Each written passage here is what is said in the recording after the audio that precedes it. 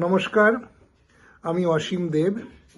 2025 কলকাতা বইমেলায় আমার নতুন বই অচেনা ভিয়েতনাম প্রকাশিত হবে। প্রকাশনায় জয়ডাক প্রকাশন।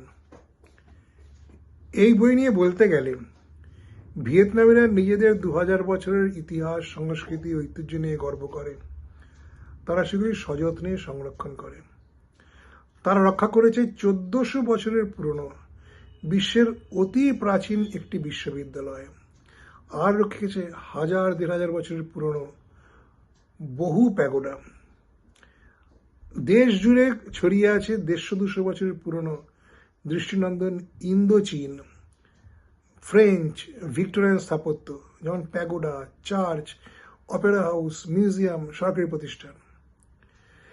দুটি বিশেষ উল্লেখযোগ্য স্থান উল্লেখ করতেই হয়, যেমন স্বাধীনতা যুদ্ধের সময় গেরিলাদের তৈরি মাটির তলায় 250 কিলোমিটার লম্বা বিস্তৃত দোতলা সুড়ঙ্গ, যেখানে শয়ে শয়ে পরিবার বছরের পর বছর আশ্রয় নিয়েছিল।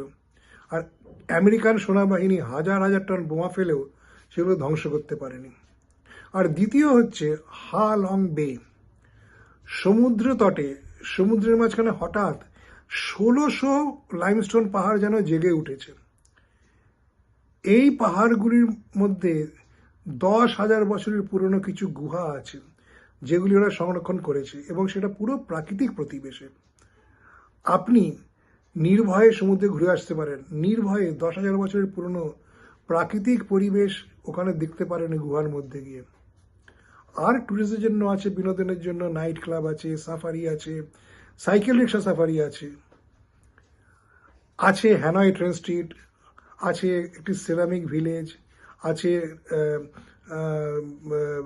মেকং নদীর ডেল্টা। বিশ্বযুদ্ধে হেরে গিয়ে জাপান ও জার্মানি নিজের দেশ গড়েছিল, সেটা ছিল কনসিকুয়েন্স অফ ডিফিট। ভিয়েতনামে কিন্তু কনসিকুয়েন্স অফ ভিক্টরি। তারা আবার নিজের দেশ গড়েছে, এবং সেটা গড়েছে ধ্বংসস্তূপ থেকে। আজ 50 বছরে সেই ধ্বংসস্তূপ উঠে এসে এরা পৃথিবীর একটি অন্যতম শক্তিশালী অর্থনীতি, বাণিজ্য, পরিষেবা, যোগাযোগের একটি উন্নতি সাধন করেছে এমন একটি দেশ। আমার এই অচেনা ভিয়েতনামে আমি অনেক কিছু বলার চেষ্টা করেছি। দেশটি সত্যিই অজানা। আমার মনে হয় এটি পড়লে দেশ সম্বন্ধে অনেক জানা যাবে। আমি কৃতজ্ঞতা স্বীকার করি, ইন্টারনেট অনেক আমাকে সাহায্য নিতে হয়েছে, আর প্রচ্ছদটি এঁকে দিয়েছে আমার বন্ধু দীপায়ন লোধ।